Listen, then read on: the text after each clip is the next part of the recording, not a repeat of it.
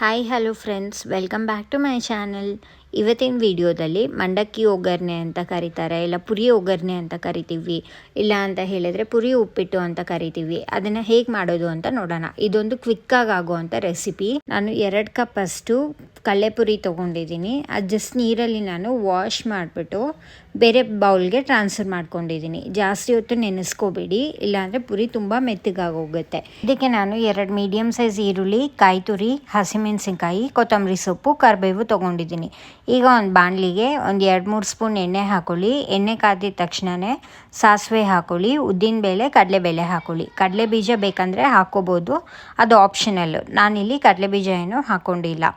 ಈಗ ನಾನು ಒಂದು ಚಿಟಿಕೆಯಷ್ಟು ಅರಿಶಿನ ಹಾಕ್ಕೊತಾ ಇದ್ದೀನಿ. ಚೆನ್ನಾಗಿ ಫ್ರೈ ಆಗಿದ ತಕ್ಷಣವೇ ನಾನು ಈರುಳ್ಳಿ ಮತ್ತು ಕರಿಬೇವು ಹಾಕ್ಕೊತಾ ಇದ್ದೀನಿ. ಜೊತೆಗೆ ಮೆಣಸಿನ್ಕಾಯಿ ಸೇರಿಸ್ಕೊಂಡ್ಬಿಡ್ತಾ ಇದ್ದೀನಿ. ಇವಾಗಲೇ ನಾನು ಈರುಳ್ಳಿನ ಚೆನ್ನಾಗಿ ಫ್ರೈ ಮಾಡ್ಕೊತಾ ಇದ್ದೀನಿ. ಈಗ ಆಲ್ಮೋಸ್ಟ್ ಎಲ್ಲ ಚೆನ್ನಾಗಿ ಫ್ರೈ ಆಗಿದೆ, ನೀವು ನೋಡ್ತಾ ಇರ್ಬೋದು. ಒಬ್ರೊಬ್ಬರು ಇದಕ್ಕೆ ಟೊಮೆಟೊ ಕೂಡ ಹಾಕ್ತಾರೆ. ನಾನು ಇಲ್ಲೇನು ಟೊಮೆಟೊ ಹಾಕ್ಕೊತಾ ಇಲ್ಲ, ಬೇಕಂದರೆ ಹಾಕೋಬೋದು, ಆಪ್ಷನಲ್ಲು. ಅದೇನು ಅಷ್ಟು ಟೇಸ್ಟ್ ನನಗೆ ಅನ್ನಿಸ್ಲಿಲ್ಲ. ಸೊ ಇವಾಗ ನಾನು ನೆನೆಸಿಟ್ಕೊಂಡಿದ್ನಲ್ಲ ಪುರಿನ, ಅದನ್ನು ಹಾಕ್ಕೊತಾ ಇದ್ದೀನಿ.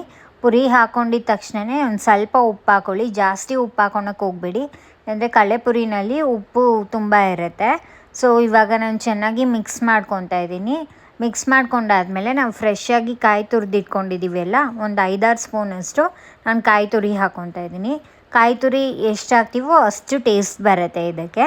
ಸೊ ನಾನೊಂದು ಸ್ವಲ್ಪ ಜಾಸ್ತಿನೇ ಕಾಯಿ ತುರಿ ಹಾಕ್ಕೊಂಡಿದ್ದೀನಿ. ಕಾಯಿ ತುರಿ ಹಾಕ್ಕೊಂಡ್ಮೇಲೂ ಅಷ್ಟೇ ನಾನು ಚೆನ್ನಾಗಿ ಮಿಕ್ಸ್ ಮಾಡ್ಕೊತಾ ಇದ್ದೀನಿ. ಈಗ ಆಲ್ಮೋಸ್ಟ್ ಎಲ್ಲ ಚೆನ್ನಾಗಿ ಮಿಕ್ಸ್ ಆಗಿದೆ. ಈ ಟೈಮಲ್ಲಿ ನಾವು ಹೆಚ್ಚಿಟ್ಕೊಂಡಿದ್ದೀವಲ್ಲ, ಕೊತ್ತಂಬರಿ ಸೊಪ್ಪು ಹಾಕ್ಕೊತಾ ಇದ್ದೀನಿ. ಕೊತ್ತಂಬರಿ ಸೊಪ್ಪು ಹಾಕಿದ್ಮೇಲೂ ಅಷ್ಟೇ ನಾನು ಚೆನ್ನಾಗಿ ಮಿಕ್ಸ್ ಮಾಡ್ಕೊತಾ ಇದ್ದೀನಿ. ಬೇಕಂದರೆ ಇದಕ್ಕೆ ನೀವು ಇವಾಗ ಒಂದು ಸ್ವಲ್ಪ ಅರ್ಧ ಹೋಳಷ್ಟು ನಿಂಬೆಹಣ್ಣು ಹಿಂಡ್ಬೋದು. ನಾನೇನು ನಿಂಬೆಹಣ್ಣೇನೂ ಹಾಕ್ಕೊಂಡಿಲ್ಲ. ಸೊ ಈ ಥರ ಚೆನ್ನಾಗಿ ಮಿಕ್ಸ್ ಮಾಡಿಕೊಂಡು ಒಂದು ಪ್ಲೇಟಲ್ಲಿ ಸರ್ವ್ ಮಾಡಿಕೊಂಡ್ರೆ ಜಸ್ಟ್ ಒಂದು 15 ಮಿನಿಟ್ಸ್ಗೆಲ್ಲ ಈ ರೆಸಿಪಿ ಆಗೋಗುತ್ತೆ. ಸ್ನ್ಯಾಕ್ಸ್ ಆಗು ತೊಗೋಬೋದು, ಬ್ರೇಕ್ಫಾಸ್ಟ್ ಆದರೂ ತೊಗೋಬೋದು. ಈ ಥರ ರೆಸಿಪಿನ ಒಂದು ಸತಿ ಮನೆಯಲ್ಲಿ ಟ್ರೈ ಮಾಡಿ. ನಮ್ಮ ಚಾನಲ್ಗೆ ಲೈಕ್ ಆ್ಯಂಡ್ ಸಬ್ಸ್ಕ್ರೈಬ್ ಮಾಡ್ಕೊಳ್ಳಿ. Thank you for watching.